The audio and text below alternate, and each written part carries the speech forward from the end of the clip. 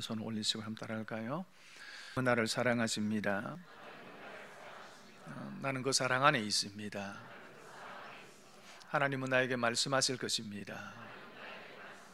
그 말씀에 능력이 있습니다. 복음은 능력입니다. 복음은 나를 변화시킵니다. 복음은 나를 성숙하게 합니다. 나의 마음을 하나님께 열겠습니다. 손을 내리시고 한 번 더 따라할까요? 마땅히 가져야 할 근심. 제가 설교하기 전에 꼭 이렇게 제목을 같이 여러분들로 하여금 합독하게 하는 이유는 눈으로 보고 듣고 또 입으로 한번 말하면은 더 오래 기억되지 않을까 생각하기 때문입니다. 제목이 뭐라고요? 마땅히 가져야 할 근심. 벽시계가 자신이 1년 동안 몇 번이나 똑딱거려야 할지를 계산을 해보기로 했습니다. 1초에 한 번, 1분이면 60번, 1시간이면 3600번, 하루에 86,000번, 그리고 일주일에 60만 4,800번을 똑딱거려야 된다는 거죠. 이렇게 계산을 해보니까 1년에 이 벽시계가 똑딱거려야 될 숫자가 3,150만 번이었다고 합니다. 이 사실을 알게 된 시계가 내가 그 많은 횟수를 똑딱거릴 수 있을런지 염려가 되기 시작을 했습니다. 고민하고 염려하다가 신경쇠약에 걸려버렸습니다. 그리고는 병이 낫지 않아서 결국은 사망에 이르렀다는 거죠. 무슨 얘기입니까? 쓸데없는 염려가 사람을 병들게 만든다는 거죠. 우리가 하는 염려와 걱정의 대부분이 이런 것이죠. 무익한 것이죠. 어떤 조사에 의하면 우리가 염려하고 걱정하는 것들 가운데 92%가 사실은 염려하지 않아도 될 것을 염려한다는 거죠. 다시 말하면 염려한다고 그게 해결된다거나 염려한다고 해서 무슨 변하거나 할 수 없는 것들인데 우리는 그냥 염려하고 있다는 것입니다. 그래서 성경은 이렇게 이야기하죠. 요한복음 14장 1절에 보면은 너희는 마음에 근심하지 말라. 하나님을 믿으니 또 나를 믿어라. 그렇게 말씀을 합니다. 오늘도 우리가 찬송했지만은 우리의 모든 염려, 걱정, 근심하지 말아라. 하나님께 맡기고 염려하지 마라. 하나님께서 우리 인생을 책임지시고 인도해 주신다라고 우리가 찬송을 했습니다. 여러분, 그러므로 염려하지 않기를 바랍니다. 염려를 던져버리시기를 바랍니다. 그런데 그러면 그리스도인은 어떠한 상황 가운데 어떤 경우에서도 아무런 근심도 없고 염려도 없고 매일매일 하루하루 그냥 평안히 살아가는 사람들이 그리스도인인가 하는 것입니다. 여러분 그렇게 살아가지요? 아닙니까? 만약에 하루하루 아무 근심 걱정 없이 그렇게 살아가는 사람이 있다면은 아마 두 종류 가운데 하나일 것 같아요. 하나는 생각이 없는 사람, 아무 생각 없이 살기 때문에 그런 염려도 없을 거고요. 또 하나는 어쩌면 모르겠습니다. 짐승인 줄 모르겠습니다. 왜? 짐승은 고민이 없거든요. 염려가 없거든요. 여러분 성경은 아무것도 염려하지 말고 근심하지 말고 하나님께 맡겨라, 하나님을 믿어라, 그렇게 말씀을 합니다. 그런데 그럼에도 불구하고 또 한편으로 성경은 우리가 근심해야 될 것이 있다 그렇게 말씀을 합니다. 우리가 가져야 할 근심이 있다는 거죠. 오늘 1절에 보면 이렇게 말씀을 합니다. 함께 읽겠습니다. 시작. 내가 그리스도 안에서 참말을 하고 거짓말을 아니하노라. 나에게 큰 근심이 있는 것과 마음에 그치지 않는 고통이 있는 것을 내 양심이 성령 안에서 나와 더불어 증언하노니. 그렇게 말씀을 합니다. 로마서 8장의 마지막이 기억나십니까? 사도 바울이 복음의 영광과 구원의 놀라움으로 기뻐하며 즐거워하고 감격하는 것으로 마쳤습니다. 그 어떤 누구도 우리를 정죄하고 고발할 수 없고 그리스도의 사랑에서 끊을 수 없고 그 그리스도 안에 있는 하나님의 사랑에서 끊을 수 없다라고 감격적인 선언을 했습니다. 그런데 그런 바울이 9장에 넘어오자마자 큰 근심을 겪고 있습니다. 마음에 그치지 않는 고통을 겪고 있음을 고백하고 있습니다. 왜 그렇습니까? 갑자기 바울의 삶에 무슨 근심, 걱정이 서러운 그런 큰 일이 바울에게 닥쳐온 것입니까? 그렇지 않습니다. 무엇 때문에 그러면 이런 근심과 걱정을 하고 있습니까? 그리스도인이 가져야 될 근심이 있기 때문입니다. 마땅히 해야 될 근심이 있기 때문입니다. 그러면은 그리스도인이 마땅히 해야 될 근심이 무엇일까요? 그 첫 번째는 따라서 할까요? 거룩한 근심을 가져야 한다. 고린도후서 10장 10절에 보면 7장 10절에 이렇게 말씀을 합니다. 함께 읽겠습니다. 시작. 하나님의 뜻대로 하는 근심은 후회할 것이 없는 구원에 이르게 하는 회개를 이루는 것이요 세상 근심은 사망을 이루는 것이니라. 그렇게 말씀을 합니다. 여러분, 근심에는 두 종류의 근심이 있습니다. 하나님의 뜻대로 하는 근심이 있고요, 그리고 또 하나는 세상 근심이 있습니다. 우리가 던져버려야 하고 하나님께 맡겨버려야 할 근심은 세상 근심입니다. 이 근심에 대해서는 성경은 단호하게 이야기합니다. 염려하지 말라라고 명령합니다. 그런데 하나님의 뜻대로 하는 근심이 있습니다. 이 근심은 버려서는 안 되는 근심입니다. 왜요? 이 근심은 우리로 하여금 구원에 이르게 하는 회개를 이루기 때문입니다. 사도 바울은 고린도 교회에 세 차례 편지를 보내었습니다. 첫 번째 보낸 편지가 고린도 전서이고요, 그리고 세 번째 보낸 편지가 고린도 후서입니다. 그리고 이 고린도 전서와 고린도 후서 사이에 두 번째 보낸 편지가 있습니다. 그 편지를 두고서 흔히는 눈물의 편지 또는 준엄한 편지라고 그렇게 부르는데, 사실 그 편지는 지금 남아있지는 않습니다. 하지만 고린도 후서를 통해서 두 번째의 편지의 존재를 고린도 후서가 이야기하고 있습니다. 이 두 번째 편지에서 바울은 고린도 교인들의 바르지 못한 신앙의 삶을 매우 준엄하게 꾸짖었습니다.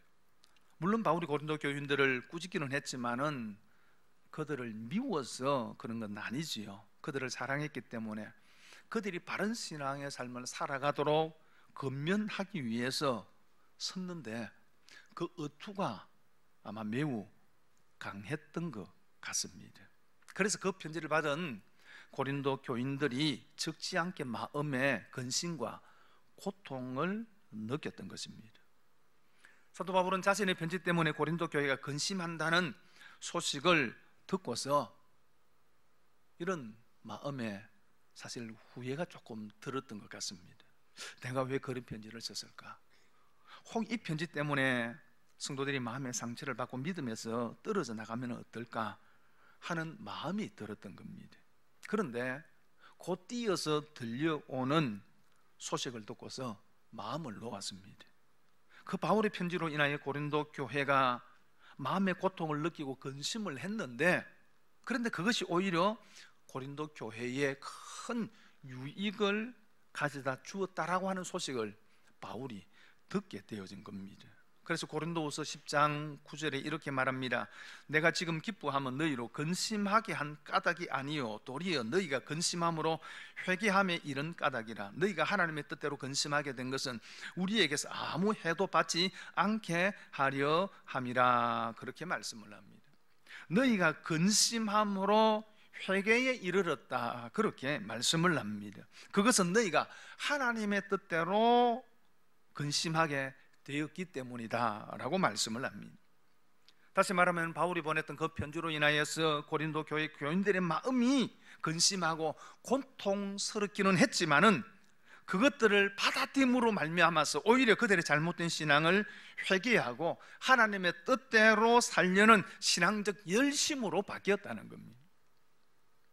그래서 바울은 그 편지를 쓴 것에 대해서 그리고 그들이 바른 신앙으로 돌아온 것에 대해서 매우 기뻐했습니다. 다시 말하면 거룩한 근심이 회개에 이르게 하고, 그리고 그로 인하여서 그들로 하여금 신앙을 더 자라게 만들었다는 거죠.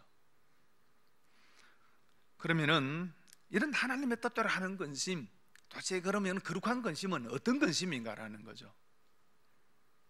먼저는 자신의 죄를 바라보며 근심하는 것이 거룩한 근심입니다. 고린도 교회는 바울이 편지를 받고 회개를 이루었습니다. 다시 말하면 그들은 그들의 죄로 인하여 근심했습니다. 하나님의 뜻대로 하는 거룩한 근심은 가장 먼저 자신의 죄를 바라보며 근심하는 것입니다. 자신에 대하여 거룩한 근심을 가진 사람은 여러분 그 눈이 언제나 자신에게 향해 있습니다. 그러니 다른 사람들을 바라보고 뭐 정죄할 수가 없는 거예요. 아니 그럴 겨를이 없는 겁니다.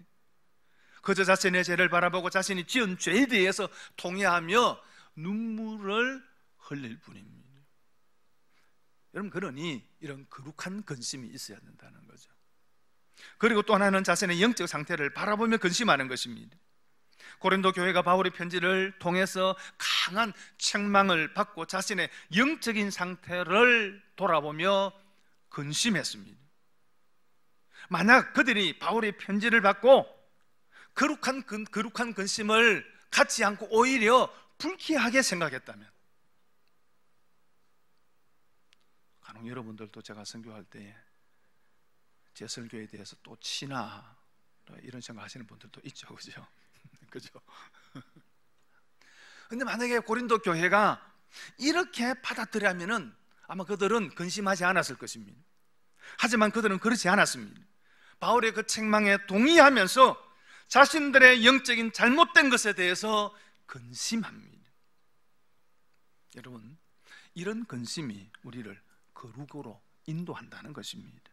이런 근심이 있을 때 우리는 영적으로 회복하는 것이 가능해집니다. 여러분, 그러므로 오늘 또 우리는 우리 자신의 영적인 상태를 바라보면서 이런 거룩한 근심을 가져야 하는 겁니다. 예수님께서 비유로 말씀하셨던 한 부자가 있지요. 농사가 풍년이 되어서 곡식을 쌓아둘 창고가 부족했습니다. 그래서 더 큰 창고를 지어서 거기에 내가 거둔 모든 곡식을 쌓아두리라, 이런 계획을 가집니다. 그러면서 자신의 영혼에게 이렇게 이야기합니다. 내 영혼아, 여러에 쓸 물건을 많이 쌓아두었으니 평안히 쉬고 먹고 마시고 즐거워하자. 여러분, 이 사람은 오늘날로 이야기하면 성공한 사람입니다. 농사를 잘 지었으니 사업수완도 뛰어나다고 이야기할 수 있을 겁니다. 창고를 일 곡식을 많이 쌓아뒀으니까 재산 관리에도 능하고 또 미래를 위한 준비성도 있었습니다. 또 먹고 마시고 즐거워하자 했습니다. 뭐 요즘 사람들처럼 레저 문화에 익숙하고 웰빙 잘 사는 그런 사람입니다. 만사형통한 삶을 사는 사람입니다. 그럼에도 불구하고 이 사람에게 한 가지 소홀한 것이 있었지요. 부족한 것이 있었습니다. 그게 뭡니까? 자신의 영혼에 대한 관심이 없었습니다. 그래서 하나님께서 이 사람에게 이렇게 이야기합니다. 어리석은 사람아, 네가 참 어리석다. 이 어리석은 사람아, 오늘 밤에 내 영혼을 도로 차라 간다면은 네가 장만한 것들이 누구의 것이 되겠느냐? 하나님께서 그 영혼을 불러가신다면은 그렇게 수고하고 쌓아놓은 것 아무런 소용이 없다는 거죠. 중요한 것은 거기에 있지 않다는 겁니다. 영혼에 있다는 거죠. 여러분, 그렇습니다. 중요한 것이 우리의 영혼이죠. 육신의 건강도 중요하지만 더 중요한 것은 영혼의 건강입니다. 그럼 오늘 또 우리는 내 영혼이 병들지 않았나, 내 영혼에 이상이 있지 않나를 돌아보며 근심해야 하는 겁니다. 내 신앙이 형식화되고 내 신앙이 지금 굳어져 있지 않은지를 살펴보고 근심해야 됩니다. 이 근심이 우리로 하여금 거룩으로 인도하고, 이 근심이 우리로 하여금 영적으로 우리를 회복시켜 주는 겁니다. 뭘 근심합니까? 그리고 또 한 가지는 믿지 않는 영혼에 대한, 영혼을 위한 관심을 가져야 합니다. 오늘 3절에 이렇게 말씀을 아주 함께 읽겠습니다. 시작.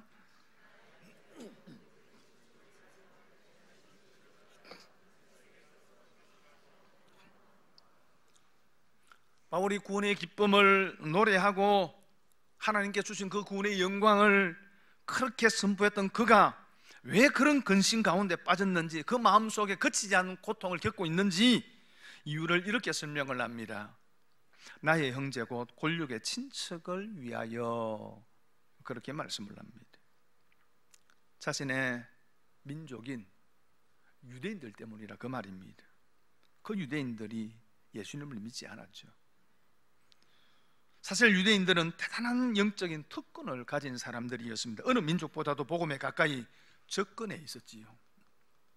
그래서 4절과 5절에 보면은 그들은 이스라엘 사람이라 그들에게는 양자됨과 영광과 언약들과 율법을 세우신 것과 예배와 약속들이 있고 조상들도 그들의 것이요 육신으로 하면 그리스도가 그들에게서 나셨으니, 하나님께서 이스라엘 백성들에게 하나님의 말씀을 맡기셨고 그들에게 성전을 두어서 하나님께 나아갈 수 있는 길을 열어주셨습니다. 더군다나 예수 그리스도가 유대인들을 통해서 이 땅 가운데 오셨습니다. 그럼에도 불구하고 예수님을 그리스도로 구원자로 믿지 않았습니다. 오히려 예수님을 배척하고 십자가에 못 박아버렸습니다. 오늘 사도 바울은 이것을 생각하니까 마음에 안타까움을 금할 수 없었고 그것이 근심과 고통이 된 겁니다. 바울은 복음의 영광과 구원의 간격을 깨달으면 깨달을수록 하나님께서 그에게 주신 그 구원의 은혜가 얼마나 놀라운 것인지를 깨달으면 깨달을수록 그 은혜를 받지 못한, 그 은혜를 알지 못하는 자신의 친지와 동족을 생각하면서 마음에 근심과 고통이 된 겁니다. 다시 말하면은 나 혼자 구원받았다고 기뻐할 수 없었다 그 말이지요. 어느 교회에 한 자매가 있었습니다. 매년 고난주간만 되면은 한 주간을 금식을 했었습니다. 어느 해 고난주간에도 마찬가지로 금식을 하고 금식한 지 5일째 되는 날, 금요일쯤 되었었겠죠. 그때 담임 목사님을 만나게 되어졌습니다. 얼굴은 처치해 보였지만 영적으로 매우 맑아 보였습니다. 근데 그 자매가 목사님에게 이런 얘기를 했습니다. 목사님, 오늘 아침 잠에서 깨어 일어났는데 갑자기 뭉클한 감격이 솟구쳐 올라왔어요. 성령께서 주시는가 봐요. 주님이 나를 사랑해 주시는 것을 생각하면 눈물이 쏟아져요. 아마 하나님께서 그 아침에 눈을 뜨자마자 거기에 주시는 구원의 은혜가 흘러 넘쳤던 것 같습니다. 그래서 눈물을 쏟았다는 거죠.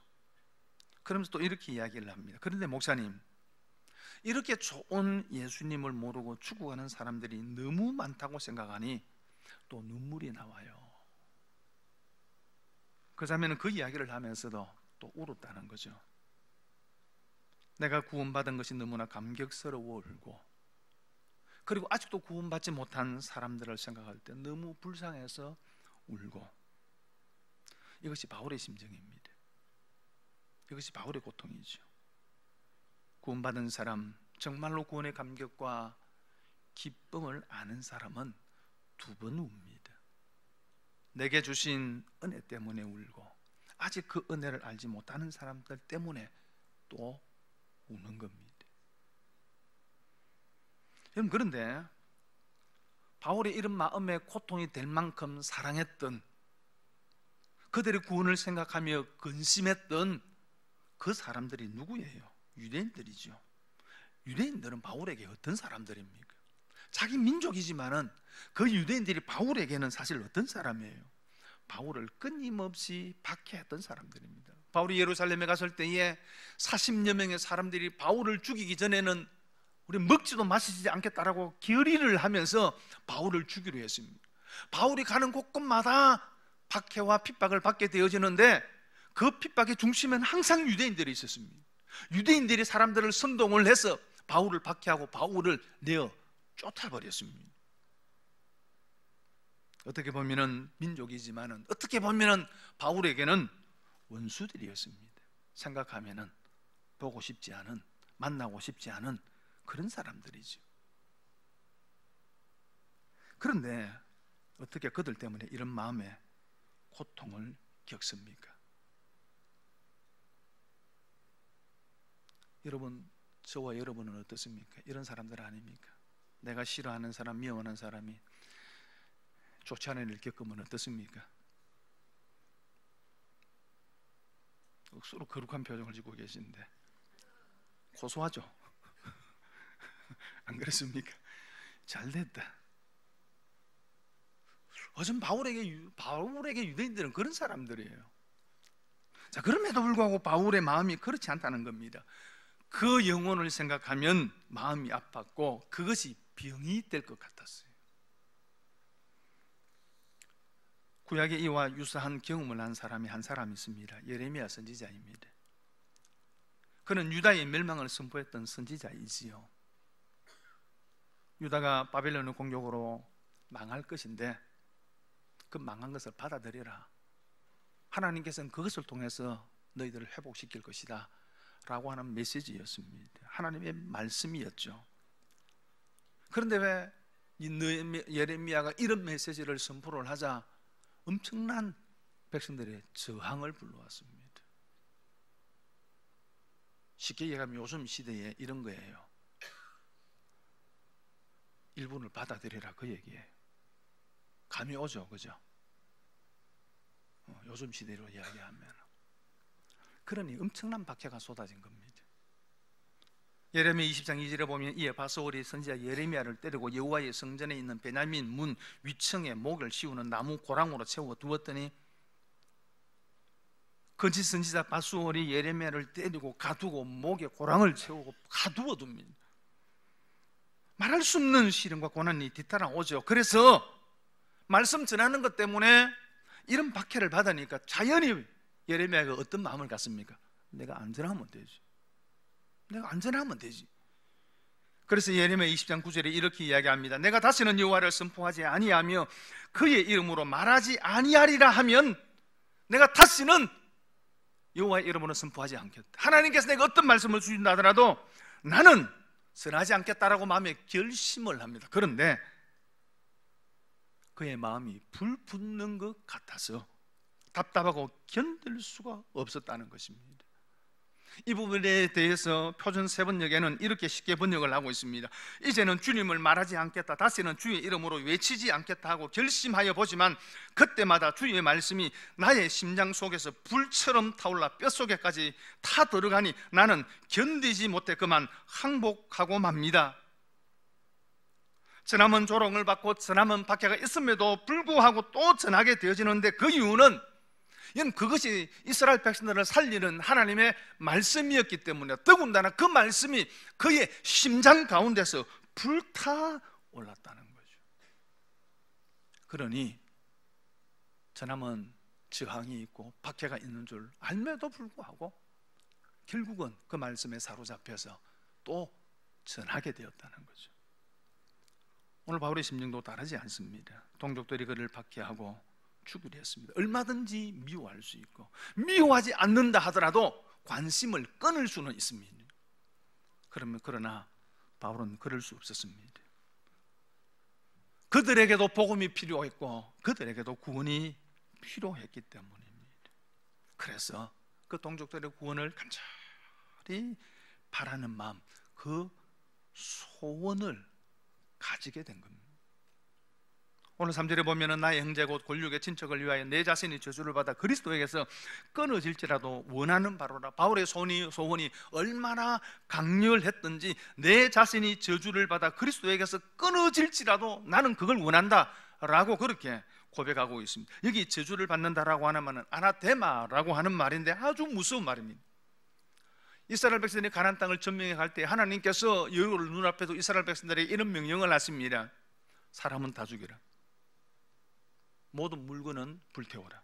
성은 무너뜨리라. 진멸하라는 겁니다. 죄 때문입니다. 그런데 이 말이 아나데마라는 말입니다. 오늘 사도 바울이 이렇게 이야기합니다. 내가 이렇게 된다 하더라도 그리스도에게 끊어진다 하더라도, 내가 이렇게 해야 된다 하더라도 내 민족만 구원을 얻을 수 있으면 나는 기꺼이 그 감내하겠다, 그렇게 고백을 하는 겁니다. 복음에는 국경이 없죠. 복음은 어느 나라 인민, 어느 민족에게도 전해져야 합니다. 그러나 그리스도인에게는 가족이 있습니다. 그리스도인에게는 민족과 나라가 있고 조국이 있습니다.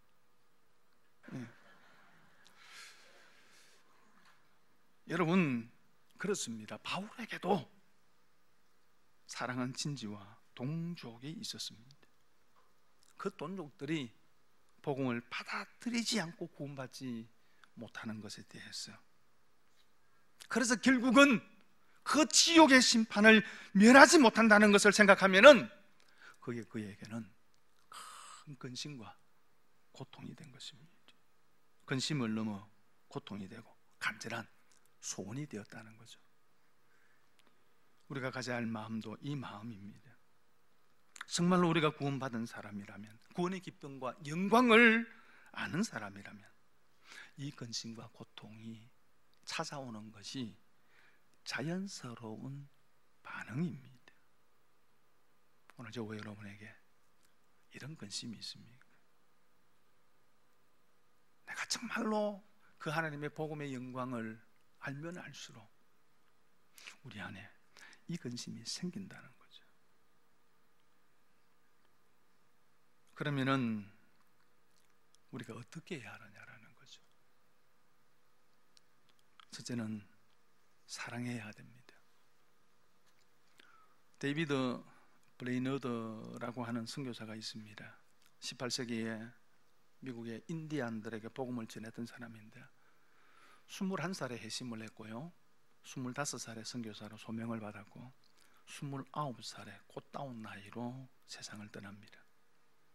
짧은 생애를 살면서 기도의 자신을 바친, 선교의 자신을 바친 그런 선교사였습니다. 결국 건강을 돌보지 않아서 폐렴에 걸려서 죽게 되어지는데, 그가 죽기 전 남겨놓은 일기에 이런 내용이 기록되어져 있습니다. 영혼을 주님께 인도할 수 있다면 내가 어디에 있든지 어떻게 살든지 또 무엇을 견디게 되든지 나는 관계하지 않노라.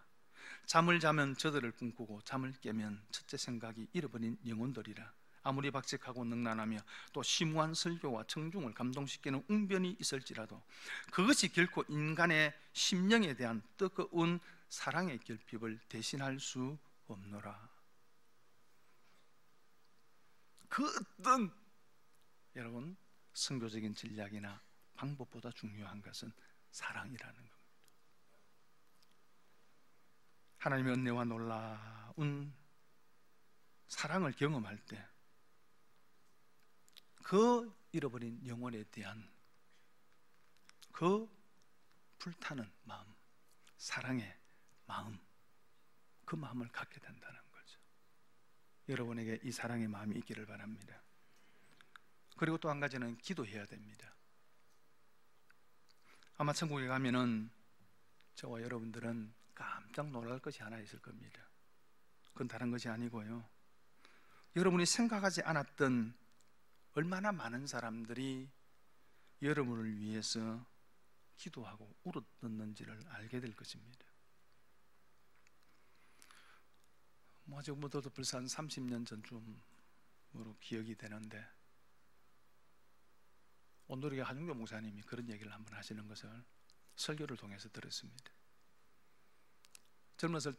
그보다 젊었을 때에 영국 교회를 한번, 시골 교회를 방문한 일이 있다고 합니다. 그 영국의 시골의 한 조그만 교회에 방문을 해서 예배를 같이 드리고 예배를 마칠 때에 한 나이 많은 할머니가 한 분이 목사님이 오시더만 목사님 손을 꼭 잡고 이렇게 이야기를 하더랍니다. 목사님 한국에서 오셨지요. 너무나 반갑습니다. 그러면서 그분이 이렇게 이야기하더랍니다. 근데 목사님, 제가 한국과 한국 교회를 위해서 30년째 지금 기도해 오고 있습니다. 여러분, 우리의 영혼을 위해서 내가 알지 못하는 수많은 사람들이 기도하고 그런 피 어린 눈물의 기도가 있었기에 그 응답으로 오늘 저와 여러분이 이 놀라우신 구원을 받은 줄 믿습니다. 그 은혜가 우리에게 임한 거예요. 그렇다면 우리 역시 우리의 가족과 친지 이웃을 위해서 기도해야 합니다. 하나님께서 여러분을 그들 곁에 두신 이유가 여러분을 등대로 삼아 그들을 인도하기 위함입니다. 그러면 우려하고 기도해야 합니다. 여러분의 기도를 통해서 하나님은 그들을 인도하실 겁니다. 그리고 또 하나는 희생해야 됩니다. 좀 되었습니다마는 언젠가 새가족 신방을 갔었는데 남편과 시댁이 믿지 않는 그런 성도였습니다. 특별히 시어머니가 교회에 대해서 아주 부정적이었고 며느리가 이 교회 가는 것을 원하지를 않는다고 그래요. 이유는 이 시어머니에게 동서 두 분이 계셨는데 두 분이 다 교회를 다닌다는 거예요. 그런데 이 두 분이 너무 이기적이고 자기들만 아는 삶이라는 거죠. 그래서 시어머니가 교회에 대해서 아주 부정적인 생각을 갖게 되었다는 겁니다. 여러분, 전도의 가장 큰 방해꾼이 누구일까요? 전도의 가장 큰 장애물이 누구일까요? 우리 자신입니다. 우리 자신이 그 사람 아니에요. 그 사람이 아니고요, 나예요. 우리 자신이에요. 사실 가족들에게 인정받기가 참 어렵죠. 왜요? 우리의 결정과 단점을 다 알고 있기 때문입니다. 여러분, 그런 사람들에게 내 하는 말이 신뢰를 얻으려고 그러면은 희생해야 되지요. 끊임없이 형제들과는 재정적인 다툼을 벌이면서 예수 믿어, 그 말에 어떤 힘이 실리겠습니까? 가까운 이웃들에게 복음을 전하려고 그러면은 손해보고 희생해야 됩니다. 교회 이웃들에게 복음을 전하려고 그러면은 희생해야 됩니다. 손해봐야 됩니다. 그들을 이겨서는 복음이 전해지지 않습니다. 말씀을 정리하겠습니다. 마땅히 해야 될 근심이 있습니다. 세상의 근심은 하나님께 맡겨버려야 되지만은 우리가 가져야 될 근심이 있습니다.